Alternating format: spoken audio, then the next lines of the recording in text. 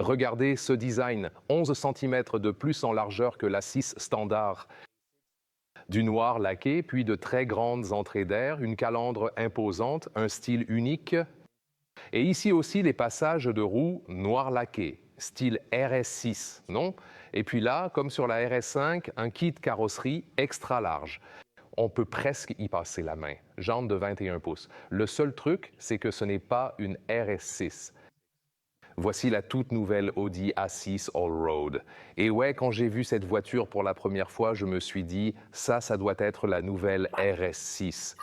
Ouais, mais en fait, non. Comment est cette nouvelle Audi A6 Allroad et ce qu'ils veulent faire avec ce véhicule? Je vais vous l'expliquer tout de suite sur Auto Je Fuel avec Thomas en 4K plein écran. Et en intégralité, c'est parti avec la toute nouvelle Audi A6 Allroad. Elle fait aujourd'hui son grand retour, ce modèle crossover très populaire. Si vous voulez un juste milieu entre un break et un SUV, le voilà. À ce stade, deux choses. Tout d'abord, on l'a ici en mode dynamique. Ça veut dire qu'il est rabaissé de 20 mm dans ce mode. Ça arrive aussi quand on roule à plus de 120 km/h sur l'autoroute pour plus d'efficacité aérodynamique. Et c'est le kit carrosserie de série. Il comprend les anneaux Audi assombris qui restent assez tridimensionnels, la calandre spéciale avec ses éléments noirs verticaux à l'intérieur et le pare-choc avant noir mat combiné à du noir brillant sur les côtés. Comme je l'ai dit, c'est le kit de série et franchement, il lui donne un vrai style de RS6 de série pour cette A6 Allroad. On voit aussi sur le côté les passages de roues noirs brillants avec les plus grandes jantes et on remarque qu'il n'y a presque plus d'espace ici en mode dynamique. Mais on peut aussi en faire une vraie Audi A6 Allroad. C'est aussi simple que ça. Je vais dans le Drive Select et je choisis Max. Et là, on va surélever la voiture. C'est une suspension pneumatique adaptative très variable. Et c'est la toute première chose à faire. Tu vois, il y a le niveau dynamique à moins 20 mm et puis il y a le niveau standard. Ensuite, tu peux monter de 35 mm pour passer en mode tout-terrain et même encore 15 mm de plus en activant le mode lift. Et voilà, on y est presque, le mode lift maximum. Et d'un coup, la voiture a un look un peu différent avec tout cet espace juste ici, pas vrai? Ça rend cette voiture tellement plus polyvalente, c'est super intéressant et on garde ce style un peu plus classique de l'A6 Allroad. J'ai aussi fait une vidéo sur le look de la génération précédente et on peut avoir un style similaire ici avec le bas de pare-choc plus clair. Cette partie à l'avant peut aussi avoir ce look contrasté argenté, tout comme ces éléments verticaux ici. Là, ils sont aussi en argent, un peu comme sur la génération précédente. C'est intéressant qu'ils proposent d'office ce look RS6 sportif et ténébreux et seulement en option ce style baroudeur classique de l'A6 Allroad. Ce sera pareil à l'arrière, je vais vous montrer ça. Un choix très intéressant. J'ai aussi demandé à Audi quel était l'objectif de ce véhicule, s'il devait être plus confortable ou plus sportif, et ils ont répondu un peu les deux. Qu'est-ce qu'ils veulent dire par là? Alors, les roues ont un grand diamètre, ce qui fait qu'elles sont aussi plus hautes ici. Donc d'un côté, on a plus d'amortis en même temps.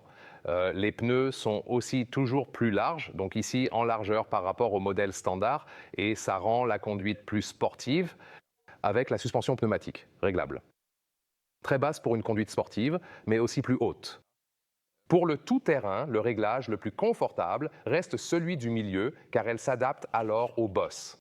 C'est intéressant aussi, ça commence à 19, 20 et 21 pouces. Ce sont les plus grands avec ce style à grands trous, pour ainsi dire.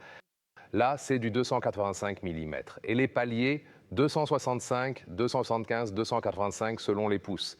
Ça devient donc de plus en plus large sur le style standard de l'A6 Allroad, comme je l'ai dit, noir brillant, mais l'option, disons, au look rétro. Et là, vous avez du noir mat sur le côté. Et ouais, vraiment inspiré de la RS5, vu la largeur de ce kit carrosserie. Là, on vient de vous montrer la RS5 et on retrouve exactement le même élément sur ce modèle RS. Très intéressant. Aussi du noir brillant ici dans la partie inférieure et ces découpes pour ce look all-road si spécial. Et le modèle de série aurait aussi ses cadres en noir brillant tout autour, une longueur de 5 mètres et 297 pouces. À cause des pare-chocs, il est aussi un peu plus long que le modèle de série. Celui-ci reçoit une transmission 4 Ultra, du moins en Europe. Ça veut dire qu'on garde une propulsion dominante au moment de l'accélération. Ensuite, plus de puissance est envoyée à l'arrière, mais à vitesse de croisière, l'arrière peut même être désaccouplé. Ce n'est donc pas le système Quattro-Torsen standard 40-60 qu'on avait l'habitude d'avoir sur cette nouvelle génération d'A6. Et puis ici à l'arrière, le bandeau lumineux traverse tout le long, des éléments OLED ici avec différents motifs. Ils ont donc des LED de base, les phares Matrix LED à l'avant, puis les Matrix LED numériques, qu'on a aussi vu juste ici à l'avant. Et puis on peut aussi avoir l'OLED ici à l'arrière, et vous pouvez voir un style tridimensionnel très intéressant juste là en plus. On peut vraiment le sentir en fait. Et puis, encore une fois, on a le badge Aura juste ici, et ce style est ici en noir. C'est le standard. Et puis, comme sur la génération précédente, on peut aussi l'avoir en version plus argentée pour l'arrière. Honnêtement, c'est plutôt cool parce que ça donne le look RS6, mais d'un autre côté, si je prenais un modèle all-road, je préférerais le style all-road pour bien montrer que c'est le modèle all-road. Vous voyez ce que je veux dire? Après, c'est une question de goût. Dites-moi en commentaire si vous préférez ce nouveau style Sinistar noir et sportif. Je sais que Léa adore. Elle aime toujours ce genre de style. Moi, je préfère le brillant et un peu de chrome. Et si je prenais le modèle All-Road, j'aimerais bien ce contraste argenté, vous voyez. Et deux autres détails importants ici à l'arrière, toute la carrosserie est plus large avec ce kit. Oui, genre 11 cm, et sur ça, il y a 7 cm de voie en plus. Vous voyez l'écartement des roues. Donc c'est 7 cm plus large à l'arrière, 7,4 cm plus large à l'avant pour la voie et 11 cm en tout. Et de série sur l'hybride rechargeable, en option sur le TDI, le diesel ici, vous avez les roues arrière directrices. Elles tournent jusqu'à 5 degrés dans le sens opposé aux roues avant pour un meilleur rayon de braquage et pour manœuvrer plus facilement. Oui, mais c'est très intéressant. Quelle surprise Audi nous a réservé ici aujourd'hui. Oh, et regardez ça, on dirait de vrais pots d'échappement RS, juste. Ici, sur le côté. Mais comme c'est le V6 TDI, jetons un œil sous le capot. Oh, mais je peux aussi vous montrer la hauteur normale de base. Au fait, si je passe en mode équilibré, vous pourrez voir à quoi ressemble la voiture avec sa hauteur de caisse normale. Voilà, sur le marché européen, il est donc proposé avec le 3.0 TDI de 300 chevaux, environ 3 secondes et demie de 0 à 100 km à l'heure. Système 1000 hybride plus, ça veut dire que vous aurez des phases de récupération et de conduite électrique. On peut également voir le moteur juste ici. Vous aurez donc un hybride rechargeable 4 cylindres de 2,0 litres, de 367 chevaux en puissance totale et environ 5,5 secondes de 0 à 100. 21 kW net pour la taille de la batterie. Et le marché nord-américain commencera un peu plus tard et celui-ci aura le V6 à 3 litres. On veut dire, si on regarde les chiffres de l'A6 normale, probablement aussi 367 chevaux ou moins. Moins de 5 secondes pour l'accélération, mais il se concentre avec ce modèle plutôt sur les moteurs les plus puissants de la gamme car il est censé représenter le très haut de gamme, ce qui est d'habitude la RS6. Et oui, on verra pour la RS6 bientôt, mais bon, vous avez déjà vu un peu le style. En gros, on retrouve les phares Matrix LED digitaux. Ils ont même cette sorte de grille, vous savez, en nid d'abeille, juste derrière les feux de jour. Mais l'A6 normale, là aussi. Et puis là, le bloc optique principal est en dessous. Audi complique parfois un peu les choses avec ce design en 3 étapes. Vous voyez, il propose 3 options d'éclairage différentes. Pour moi, c'est souvent un peu trop compliqué, ou qu'en pensez-vous? Alors, jetons maintenant un œil à l'intérieur. Ils n'arrivent pas à croire qu'ils ont le look RS6 sur la transmission intégrale. C'était vraiment inattendu aujourd'hui. J'attends vos retours avec impatience. Ici, on dispose aussi d'une fermeture douce. Et voilà. Et les poignées de porte ne sortent pas, elles sont intégrées juste là. Mais du coup, on n'a pas vraiment de retour physique ou autre, comme je l'ai dit, la suspension pneumatique adaptative s'ajuste selon la situation. On peut aussi la régler dans l'infodivertissement. À l'intérieur, je vous montre tous les réglages de cette suspension pneumatique. Ce sera vraiment très intéressant. La 6 Allroad a d'ailleurs toujours eu une conduite bien à elle. J'ai donc hâte de voir ce que ça donne avec un plus grand diamètre, des pneus plus larges, et puis aussi ça. Ils ont dit avoir un réglage différent pour la suspension pneumatique. J'ai hâte de voir ce que ça signifie. Alors oui, très intéressant. Et puis ici, à l'intérieur de la portière. Là, vous pouvez voir que c'est... Franchement, c'est pas du plastique dur ni du vrai simili-cuir. Ils auraient pu faire mieux pour la qualité d'assemblage. Belle intégration de l'éclairage d'ambiance. Celui-ci conserve l'ancien élément avec le dos noir brillant et ce design à boutons unique. Le tout nouvel Audi Q9 adopte désormais le style classique, j'ai donc hâte de voir ça. On aura du plastique dur aux portières, c'est juste un fond en caoutchouc. Vous voyez, juste ici. Là d'ailleurs, on est au niveau normal, vous voyez, mais la garde au sol reste quand même plus haute de 3,4 cm que sur la 6 normale de toute façon. Et puis à l'intérieur, celui-ci est équipé du volant standard de la gamme A6 avec ce design ouvert. Mais ce qu'on retrouve maintenant, ce sont ces molettes de défilement. Content de les voir, ouais, on voit qu'ils ne les avaient pas prévues au départ, mais en gros, ils ont fait un trou là-dedans et ils y ont installé ces molettes. Le côté droit avec le volume. Pour le reste, c'est un seul grand bouton pour toutes les autres fonctions, mais au moins on a un retour tactile sous forme de clic, donc c'est une bonne chose. Ce qui a été critiqué par beaucoup de spectateurs, ce sont ces larges bordures autour de l'écran, parce que l'écran est vraiment étroit par rapport à la taille du cadre extérieur. Mais l'écran en lui-même est cool. Après, Audi complique un peu les choses avec les sièges, car il y a en fait 4 formes de sièges différentes. Ça, c'est le siège multicontour. Le tout haut de gamme. Ils ont vraiment, oui, honnêtement, 4 formes de sièges différentes. Vous avez un siège de base, un siège sport plus avec appui-tête intégré, et puis vous avez ici le siège confort haut de gamme, le siège multicontour. Et pour le siège de base et le sport, ils proposent du tissu en Europe. Et, en option, un mélange de simili-cuir et de vraie peau animale. Pour les deux autres, le Sport Plus et celui-ci uniquement de la peau animale. Donc, encore une fois, Audi est le seul constructeur premium à ne pas proposer d'alternative sans matière animale ni de simili-cuir haut de gamme. Ils ne comprennent tout simplement pas que c'est important de nos jours pour beaucoup de gens et bien sûr en premier lieu pour les animaux. Audi ne comprend pas, et je ne m'explique pas ça.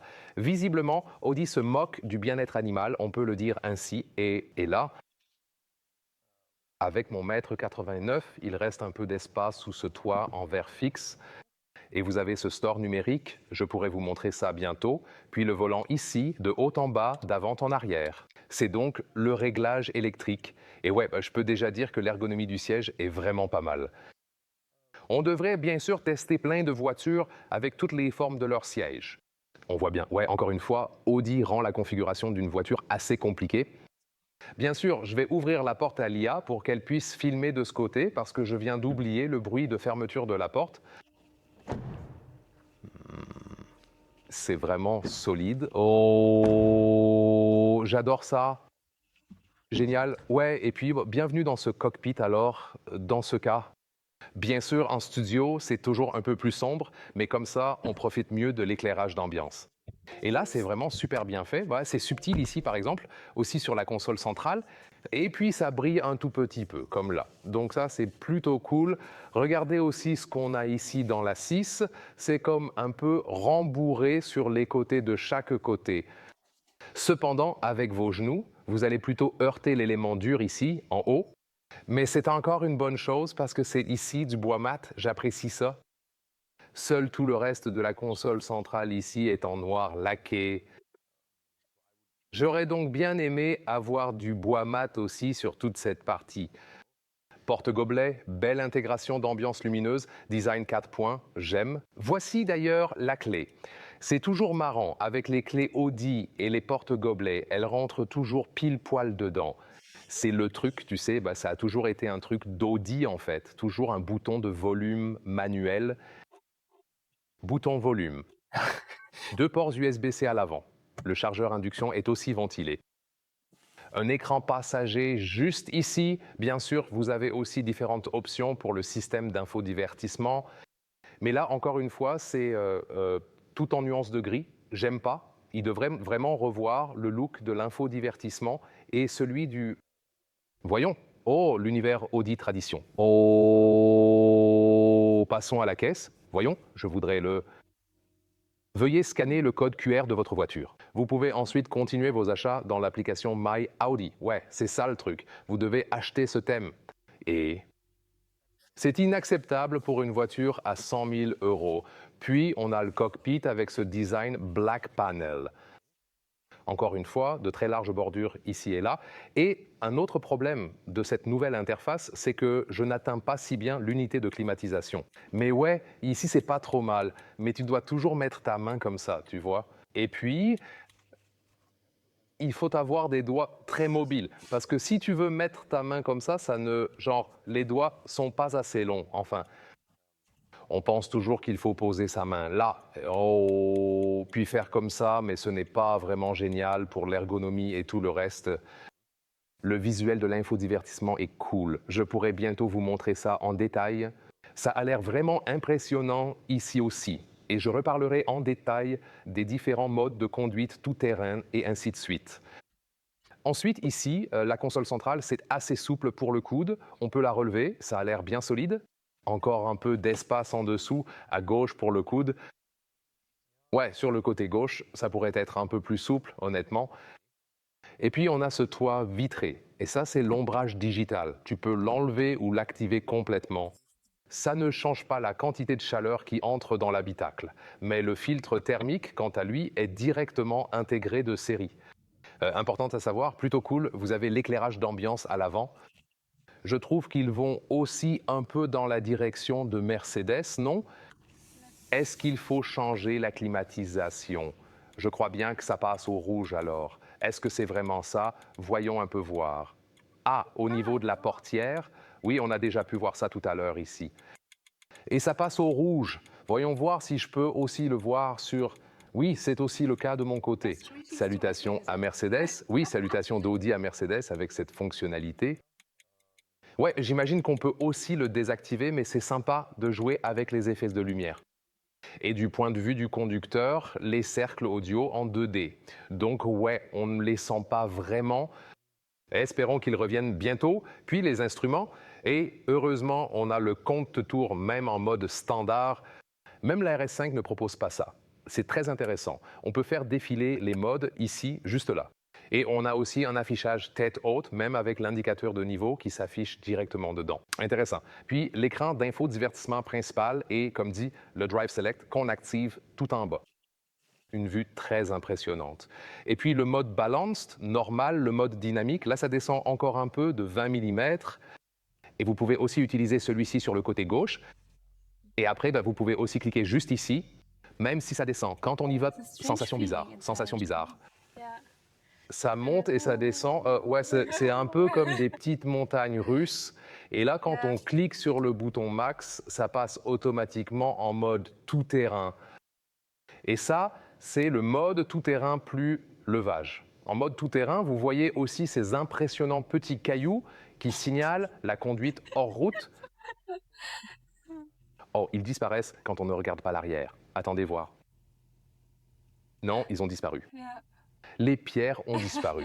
Bref, le mode tout-terrain optimise la traction pour la conduite hors piste et ainsi de suite. Jouons encore un peu avec la voiture et on peut aussi tout personnaliser. Et voici un bouton important, c'est dans toutes les voitures, celui-ci, c'est pour le système d'aide à la conduite. C'est pas mal aussi, bien vu Léa. Donc, quand on clique là, on arrive direct sur les systèmes d'aide où on peut, par exemple, désactiver facilement certains trucs. L'autre solution serait aussi d'utiliser ce bouton favori. Avec celui-là, on peut aussi, par exemple, le configurer pour qu'il désactive l'alerte de vitesse de l'UE. Et là aussi, Ils ont vraiment intégré pas mal de possibilités pour pouvoir le désactiver. Les pierres sont de retour. Oh, c'est intéressant à ce sujet. Ouais, mais cette visualisation-là est vraiment sympa. L'IA s'amuse beaucoup avec Yes. les pierres. C'est typique de l'humour allemand, vous savez. L'IA apprécie mon humour allemand. J'espère Yeah. que vous aussi. Merci infiniment. Merci beaucoup. Ah, Regardez un peu ça. Et il y a du vitrage feuilleté juste à l'avant. C'est le vitrage acoustique. C'est une option sur ce modèle. Et si vous optez pour cela, vous l'avez à l'avant, mais aussi ici à l'arrière. C'est évidemment super cool et ça va sûrement nous offrir un très bon confort acoustique. Et puis, on peut aussi regarder à l'arrière. Et je vais aussi m'installer. Installe-toi, jeune Skywalker. M'installer derrière moi-même. Enfin, vous voyez ce que je veux dire. Alors, je monte. Il ne reste plus beaucoup de place pour les jambes.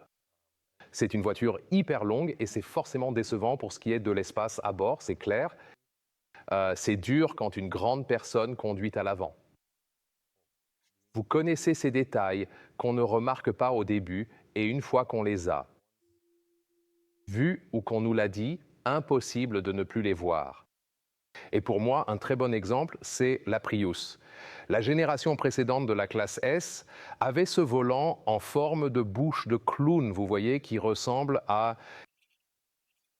C'était genre, je l'avais pas vu et puis on m'a dit ça et maintenant je ne vois plus que ça. Et maintenant, voilà un truc comme ça. Regarde ces sièges vus de l'arrière et aussi comme ici quand on met les appuis-têtes comme ça. Le siège et l'appui-tête, ça fait pas penser à quelqu'un qui, tu sais, comme si haussait les épaules, tu vois, et tu le vois. yeah. On dirait bien que quelqu'un hausse les épaules, tu vois, comme ça, non? Ouais, merci. Impossible de l'oublier. Bon, pas beaucoup de place pour les jambes ici. Tu vois, mon boulot aujourd'hui, c'est juste de faire rire l'IA pour qu'elle tienne le coup pendant le long tournage. Pour la tête sous le verre, ça va, mais ici sur le côté. Oh, c'est vraiment très près. C'est vraiment très près. C'est intéressant. Ouais, donc pas trop d'espace ici à l'arrière, en fait. Il y a un pare-soleil manuel ici, comme ça. Je savais que Liam recommencerait à rire. Elle a aussi un faible pour ça. Genre, quand je fais tomber un truc ou quand je me prends un mur ou même une porte, elle se met aussi à rire. Alors, ouais, mais elle et vous, enfin, vous pouvez bien vous amuser à mes dépens. Pas de problème, de rien. De rien. Une belle intégration de l'éclairage d'ambiance juste ici. Et puis, on peut baisser ça. Et le design à 3 points des porte-gobelets est magnifique. J'adore quand ils sont bien conçus. Et là, il y a une trappe à ski. Oh, voilà. Et on peut aussi rabattre les sièges en un tiers vers le coffre. Grande console centrale. Et puis, on a l'unité capacitive, plus classique avec le retour haptique à l'arrière. C'est Wow. appréciable. Ouais, intéressant, non? Avec aussi les sièges chauffants à l'arrière en option. C'est cool. Ouais, je veux dire, j'ai conduit plein de voitures sans clim séparée à l'arrière. Donc j'apprécie d'avoir ça. Et puis là, l'Isofix a ce joli cache pour pouvoir aussi installer les sièges enfants. Et oui, encore un mot sur les matériaux. L'ergonomie des sièges est très bonne, à l'avant comme à l'arrière. Mais le truc, c'est que c'est leur meilleur cuir d'origine animale. Et c'est un matériau assez ferme. C'est ferme, c'est pas souple. Et là encore, comme un simili-cuir moderne, c'est douteux. Un meilleur matériau aussi pour la technologie. Vous savez, mis à part les aspects éthiques un instant, c'est bien sûr le plus important, mais la qualité du simili-cuir est désormais meilleure. Mais seulement en haute qualité. D'ailleurs, tous les yachts de luxe à plus de 500 000 euros ou de millions utilisent du simili-cuir haut de gamme car c'est plus durable, avec l'eau salée et tout ça. Donc l'important, c'est d'avancer avec la technologie. Maintenant, mesurons donc le coffre. Et voilà. Et 470 litres pour cette version thermique, mais le TDI a le MF+. Et 400 litres pour l'hybride rechargeable. Et on peut voir ici qu'il y a moins de marche. L'hybride rechargeable serait juste plus haute ici. En dessous, par contre, il n'y a pas non plus d'espace dans cette version. On pourrait soulever ça, mais je ne vois pas de raison de le faire, honnêtement. Et puis ici, ce cache, vous l'avez peut-être déjà vu. Ça monte et ça descend, finalement. Mais on peut aussi le contrôler manuellement comme ça. C'est évidemment une super fonction qui monte et descend aussi automatiquement. Nous allons maintenant vérifier la hauteur juste ici. Donc cela fait à peu près 68 cm. Et pour ce qui est de la longueur, on se retrouve à, oh wow, 1,20 m. Et puis pour la largeur, on arrive à un tout petit peu plus d'1 m.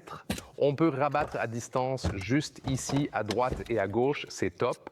Et jusqu'au siège en position de conduite, ouais, la règle entière rentre pile, donc on est sur du 2 mètres. C'est vraiment super logeable. Alors, quel est le prix de la nouvelle Audi RS6, de l'A6 Allroad? Ça commence en Europe à 77 000 €, en TDI 80 000 € pour l'hybride rechargeable. Et ce modèle d'Expo, tout équipé avec toutes les options, est à 108 000 €. Donc on dépasse facilement les 6 chiffres. On verra pour les prix nord-américains plus tard, aussi avec le V6 essence et tout le reste. Et la question, c'est de savoir si vous préférez ce style sombre et sinistre comme Léa le configurerait, ou si vous êtes plutôt de l'équipe Thomas pour le style classique de la 6 Allroad, avec tous ces contrastes argentés. J'espère qu'on pourra vous montrer ça plus tard, aussi quand on la conduira, car on a vraiment hâte de voir comment elle se comporte sur la route. Si vous vous intéressez à l'A6 en général, conduite comprise, on a déjà pas mal de vidéos sur cette toute nouvelle génération d'Audi A6. Vous pouvez les voir dès maintenant.